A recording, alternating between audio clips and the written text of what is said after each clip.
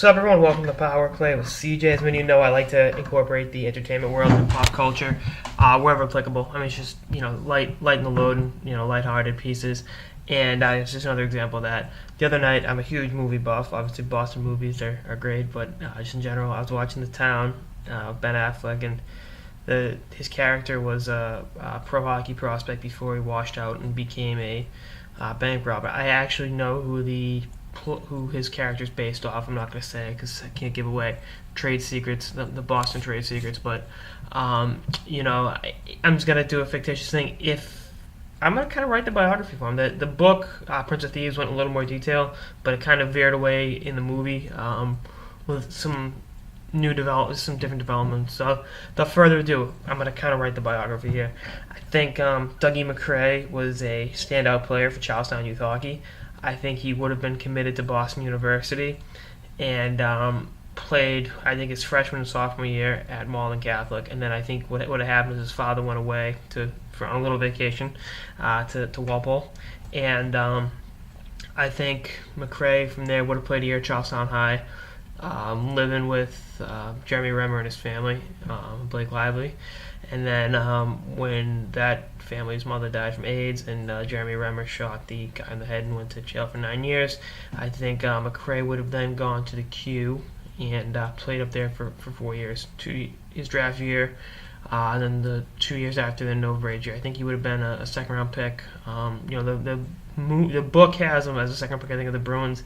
I think that would have been somewhat of a reach, even though they do draft a Charlestown guy a year and a half ago in Grizzly. But Grizzly isn't from a family bank robber, so that would have been a different situation. But I think McCray would have gone up to juniors and been a standout defenseman. Actually, no, I don't think he would have done over age year. I think he would have done the 2 years. Maybe played at a World Juniors for the United States, and then gone to pro camp. I assume whoever drafted him would have had an affiliate in New England, so L.A. or San Jose with the Wizard Sharks, which both make total sense having East Coast affiliates.